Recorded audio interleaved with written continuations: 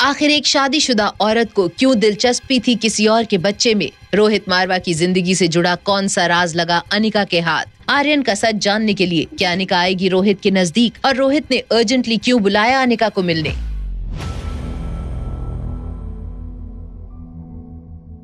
सुबह अचानक दरवाजे पर हुई दस्तक से अनिका उठ चुकी थी। उसने ये देखा कि रिया भी रूम में नहीं थी। अनिका को घबराहट महसूस हो रही थी और जब उसने दरवाजा खोला तो वहाँ अंजलि मामी मौजूद थी, जिन्होंने अनिका को रोहित की दादी के बारे में बताया। ये सुनते ही अनिका के होश उड़ गए। लेकिन अचानक कैसे हुआ क्या मामी?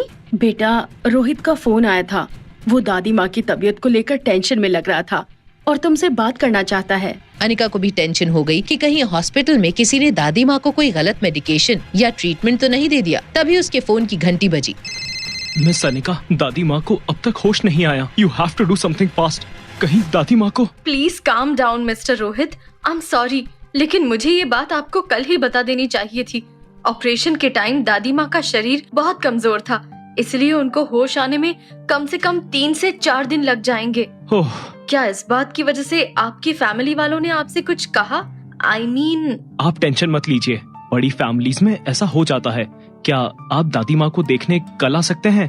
क्या आपका बेटा भी हॉस्पिटल में है? नहीं, मगर आप ये क्यों पूछ रही हैं? कुछ नहीं, बस ऐसे ही।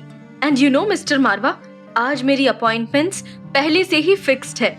एंड डोंट वरी, आपकी दादी माँ एक सेफ एनवायरनमेंट में है। फोन रख कर रोहित आईसीयू की विंडो से अपनी दादी को देखने लगा। अचानक रोहित के मन में ख्याल आया कि आखिर अनिका ने उसके बेटे के बारे में क्यों पूछा।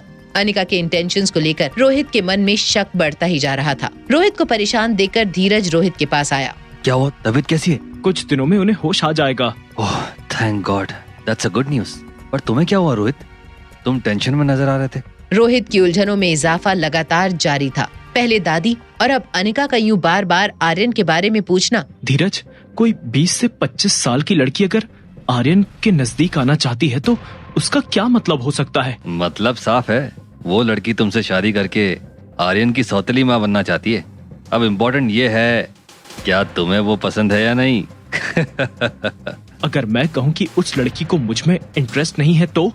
25-26 साल की लड़की तुम्हारी बहू बनने के सपने देख रही होगी। आर्यन तो अभी बहुत छोटा है। अच्छा, अगर आप फ्री हो तो क्या मुझे बलवीर सर की एकेडमी ले जा सकते हो?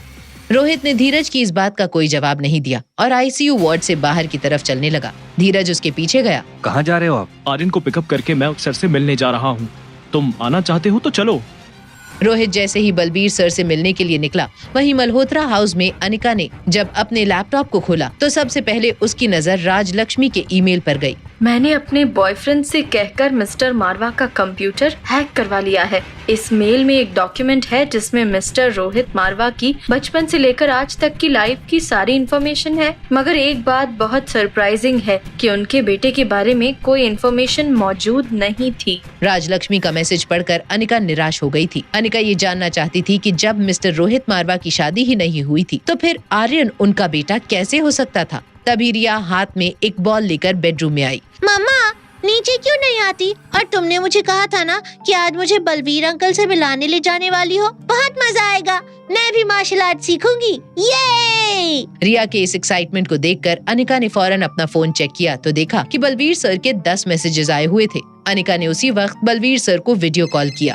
भरी जवानी में बुढ़ी हो गई हो, सूरज माथे पे चढ़ गया है और तुम हो जिसकी नींद ही नहीं खुली। अगर मुझे पहले पता होता तो मैं रिया को लेने के लिए किसी ड्राइवर को भेज देता। अनिका ने इशारे से बलवीर सर को चुप रहने के लिए कहा और फिर फोन का कैमरा रिया की तरफ किया तो रिया को देखते ही बलवीर सर का सारा गुस्सा गायब हो गया और वो रिया को देखकर इमोशनल हो गए। मैं और मम्मा अभी आपसे मिलने आ रहे हैं। तो बादशाह हो, फिर देर किस बात की, जल्दी आ जाओ। आप बस आंखें बंद करके खोलिए, हम वहाँ पहुँच जाएंगे। वहाँ ब्रह्मपुत्र मार्शल आर्ट्स अकेडमी में रोहित, धीरज और आर्यन रिसेप्शन पर बलवीर सर का वेट कर रहे थे। सामने दीवार पर बलवीर सर की सारी ट्रॉफीज, देश विदेश के बड़े पहलवानों के साथ उनकी फोटोज लगी हुई थी। थोड़ी देर बाद बलवीर सर ट्रेनिंग सेंटर से रिसेप्शन हॉल में आए। उनका चेहरा देखकर लग रहा था कि वो रोहित मारवा को यहाँ देखकर खुश नहीं थे। आज यहाँ क्यों आए हो?